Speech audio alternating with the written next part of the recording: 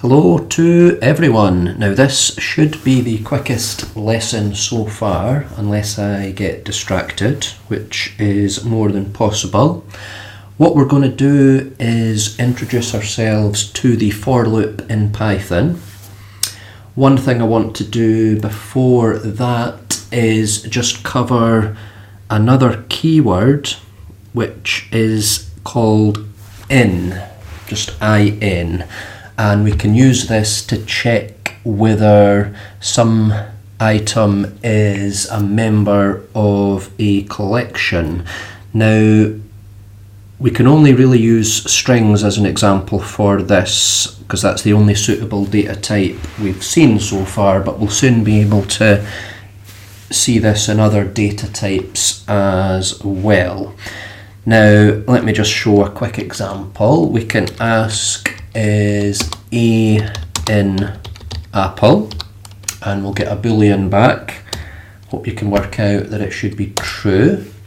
We know by now that these things are case sensitive, so uppercase A in lowercase apple is going to be false. Now we're not restricted to just doing one character, so app in apple is going to be true as well.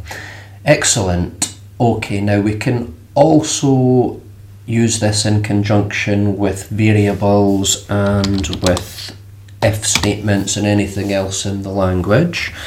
So let's just contrive a quick example.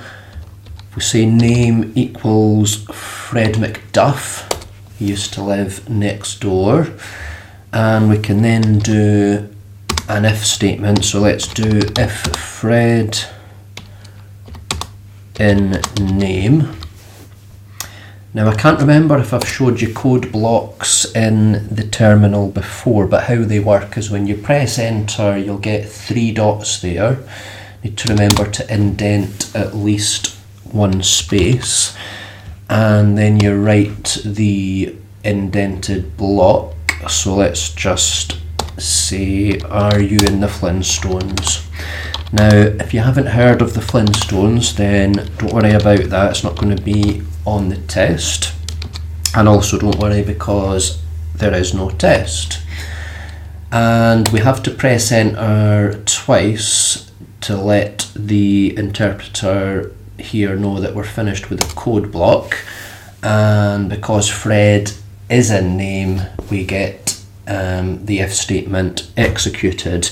Right, so the main reason I did this in this lesson here is because the in word forms part of the for loop syntax. Now I do love the for loop syntax in Python. It is wonderfully concise and succinct. Well, both those words mean the same thing, but other languages you've got semicolons whacking you in the face, you've got curly braces choking you. Now, I mean, a little bit overly dramatic there, but to put it bluntly, Python makes things a lot more simple. So just to quickly cover the syntax, for placeholder in iterable. Now for and in are keywords, so they'll always be there. For the placeholder you can use anything you like, X, letter, apple, purple monkey, jellyfish. As long as you stick with the Python variable rules you'll be fine. Now for iterable, now again we can only show you strings, but soon we'll be able to show you for loops through other data structures. And as we know by now, we've got a code block, so this is the body of the loop, this is what is being repeated, and then after the loop we outdent again and have the rest of the code. Right, so let's just finish the video by showing a couple of examples here.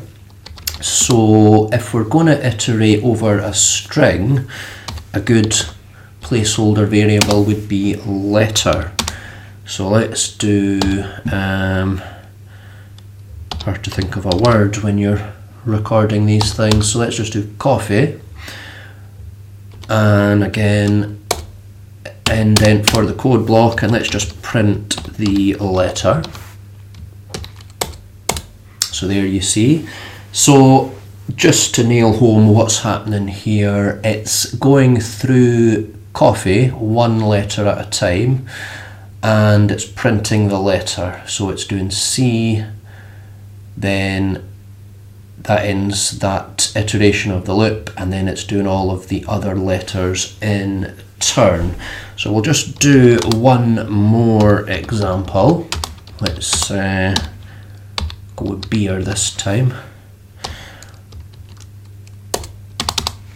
And let's get a little more exciting and print each letter, I don't know, 20 times. And I won't try and pronounce that. So hopefully you can get a handle on the for loop there. Next up, we'll be sticking with the for loop, but we'll be using it to count, and to do that we'll use another Python built-in function called range. So I hope you can join me for that, and until then, please take care. Goodbye.